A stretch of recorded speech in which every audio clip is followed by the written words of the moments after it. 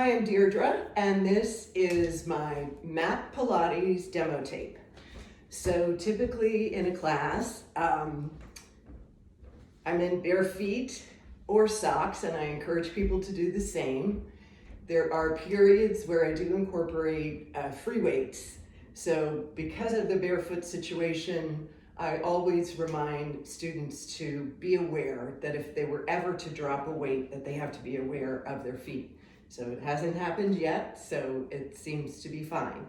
I start up with a little bit of a warm up just to sort of warm up the upper and lower body using the arms and legs side to side. I'll do a series of those. Then I will do some plie squats, just in through the nose, out through the mouth with your breathing. In through the nose, out through the mouth. I'll do a series of those, and then with feet facing forward, over to one side to stretch the obliques, and then the other side to stretch the obliques. I will very often do a little chin to chest, warming up the neck with making circles with your head, and then reverse that motion. Okay, and then I take it, I am not holding my stretches for as long as I would in a typical class. I tend to try to hold the stretches for about 30 seconds. Then when I do my floor stretches, I start out and I do the same floor stretches in the beginning as I do at the end. And at the end, I encourage my students to take it a little bit farther if they can. But when we're warming up, we just take it nice and easy.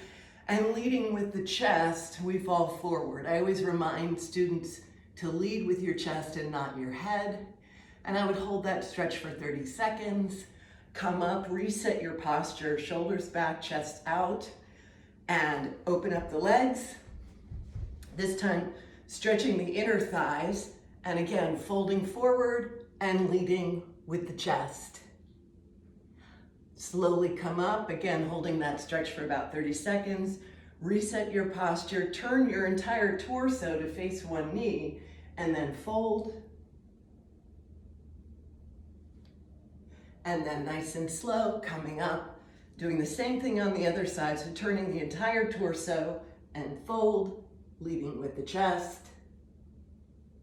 And then the last stretch before we start working would be feet together, opening up the hips. Again, chest out, shoulders down, pushing down your thighs with your elbows and pulling up by your ankles with your hands. From that last stretch, I tend to start each class with this. And because we're in that position anyway, I start out with this. So sitting up nice and tall, you're hugging one leg. Chest is forward, pushed up against the thigh. And then we just lift this one leg. I encourage folks to point and flex or to pulse up and down, and for a little added intensity to open up the foot and get some inner thigh action here. So we hold that for 90 seconds. When I first started teaching this class this time around, we started with 1 minute. Not everybody can hold it, but now that they've been doing it for a while, we do 90 seconds each. And if you're really used to it and you're really good at it, I would even encourage folks, as long as they can stay sitting up nice and tall, they can take some weights, and I would encourage maybe 5 pounds just for some pulses while you're doing that. A lot of what I try to do, or a section of what I do in my Pilates class, incorporates upper body and lower body at the same time. And before I demonstrate that, since I'm still on the floor, I'm going to demonstrate some of the core work. I try to do it for about 10 to 15 minutes of the class would be abs. The easiest one that I start out doing is just in a seated position, leaned back, shoulders back, chest out, head in alignment with the spine, hands behind the ears, elbows back, and just twist. So you're twisting your entire torso. You shouldn't be able to see your elbows in your peripheral vision, so I'm constantly reminding folks to keep their elbows back and to keep their head neutral and in alignment with the spine. So if you're leaned back this way, I encourage people to look at that angle. I might also at this point do some little knee lifts. Again, this is just starting out to warm up the abs. Then I go down to the floor for a little more intense ab work. Down to the floor, just making sure I'm in the frame here. Starting out in pike position, another thing that I am always reminding students of is trying to keep your belly button to spine. In other words, keeping your stomach held in and not poofed out, but continuing to breathe in through the nose, out through the mouth the entire time.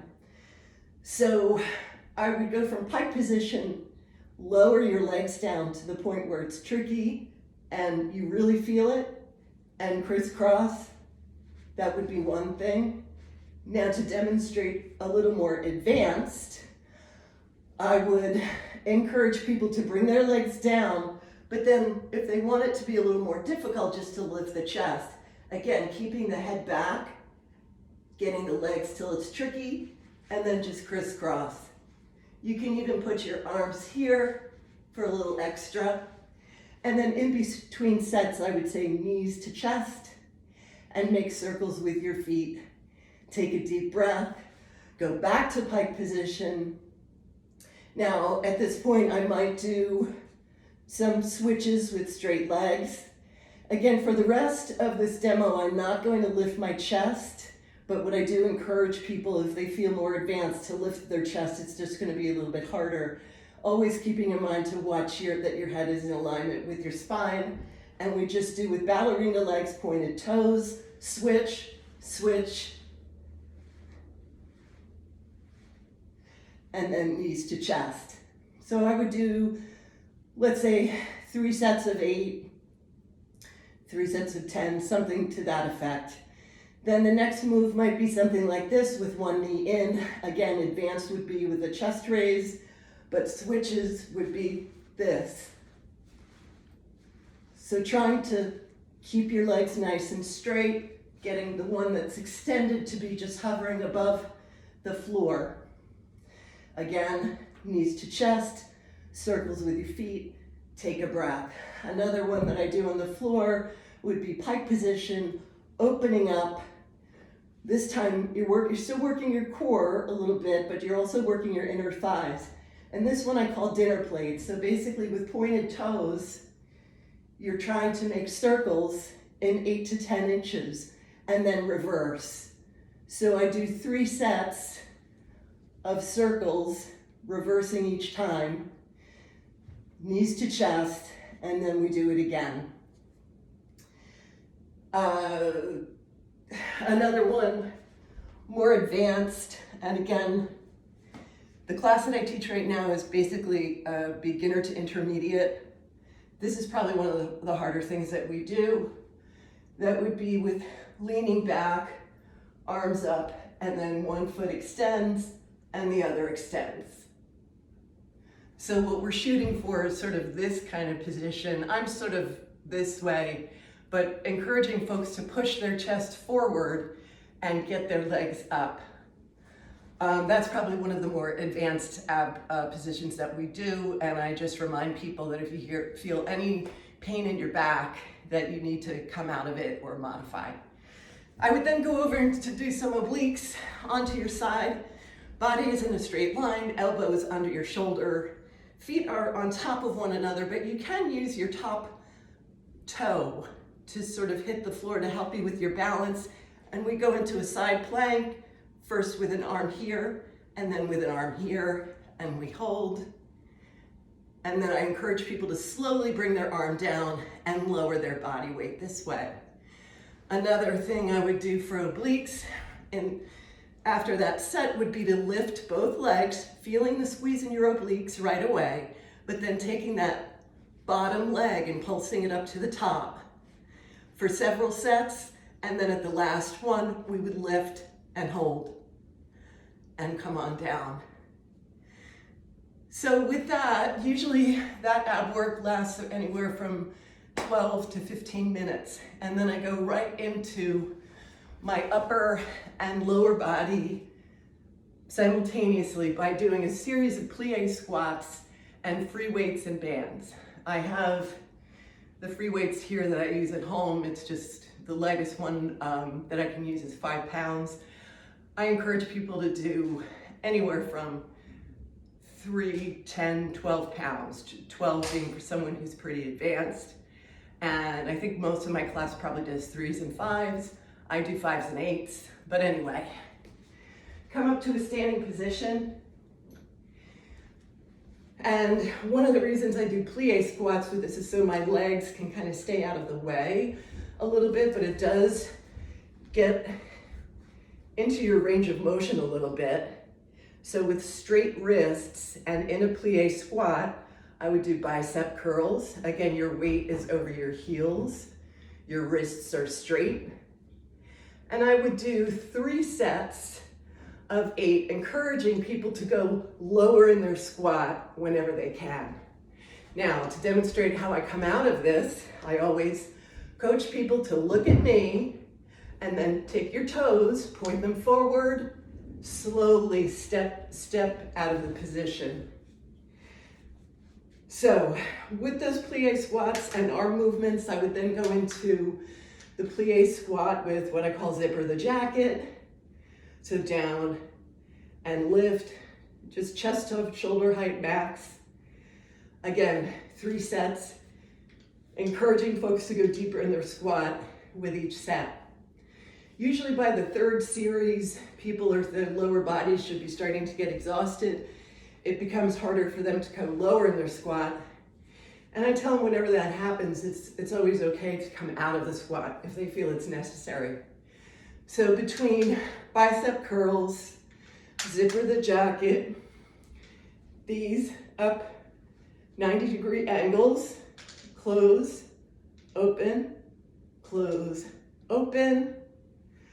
Another one, I would just do weights out to the side. Again, for this one, I probably use 5 pounds and just pulse, again, in the plie squat the entire time.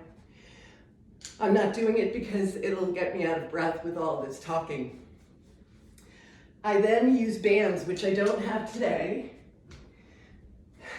They usually come in yellow, green, red, and blue. Yellow being the easiest, blue being the toughest. It's got 2 handles. I usually wrap my wrists a couple of times and the band would be about this far apart into the plie squat. Again, your weight's back over your heels, out front, and then pulse. Again, encouraging them to go lower in their squat when they can. Then I encourage them to go wide and then pulse it wide. And then again, foot, step, step. I would do another series with the bands behind my ears, and I might even do tricep where I'm holding one loop in the back here and one up here and pulsing like that. I've also been known to bring out the steps to work on triceps, sit on the floor with the step behind you and just doing those deep pulses for tricep. Now, after that entire series, and that usually lasts about, again, 10, 12 or so minutes, we do some little stretches just to stretch out the arms. I do a quad stretch actually after that first move. When I'm sitting with my leg lifted, we do a quad stretch. So then we might continue with some upper body work, let's say, by going down to the floor and doing planks. I encourage people, if they have bad wrists, to go down on their elbows. If they're on their hands or elbows, they should be lined up with the shoulders. So hands are roughly shoulder distance apart, feet back, roughly shoulder distance apart, like this. And we hold. I think the best one in my class can hold it for maybe 3 minutes. So I kind of I gauge how long we're gonna go by the fitness level of the class. So if my best one can last for 5 minutes, then we'll do it for 5 minutes, but I would encourage people that once they need a break to just go into child's pose and then come back to plank position. I do incorporate a couple of yoga moves into the class, not a lot, but for example, I might do a downward dog and shift to plank. So downward dog, arms by your ears, straight legs, heels to the floor, and then we shift our weight to plank, and then slow motion down. So that would be, and then back up to downward dog, and then repeat. That's one, yoga pose I might incorporate. Another one might be chair pose. So after we do our series of plie squats, we might do a few chair poses, maybe 3, and trying to hold them for as long as we can. Another thing I do on the floor might be bridges, where first set would be feet together, knees together. Feet are pretty close to your butt, and then just lifting your hips and squeezing. Okay, so this one is feet together, knees together, and then I would ask folks to extend one leg, keeping the thighs glued together. And then when that leg comes down, I ask them to reset their hips, squeeze again, and then do the left leg. Thighs are glued together. Left leg comes down, hips back up, squeeze. And then I would do another set with feet shoulder distance apart. Again, your thighs are not glued together, obviously, but you want to keep them parallel. So you would lift and squeeze, extend, right foot down, get the hips back up, left side, etc. I think this is enough for a demo. There's this one I will typically do. So you're lined up here with your elbow below your shoulder. I think I should include this one because I do it a lot. So we lift here, so you've got 90-degree angles at your knees and 45-degree angles at your hips. And so we do a series of pulses. I tend to do this with music. So whenever I have like a set like this and I choose a beat that works, and then we do it to the music and it helps us get through it. Then we switch from those pulses to clamshell.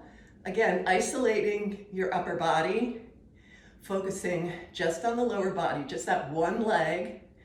And then we go to pushbacks. So pushing. Again, these are 3 sets of 8 for each different move. And then the last move would be pulse, just with a pointed toe and a nice straight leg. And then I encourage people to bring that knee forward and rub their hip, punch it out, switch to the other side. So I hope that's enough. I always do the same floor stretches at the end that I did in the beginning.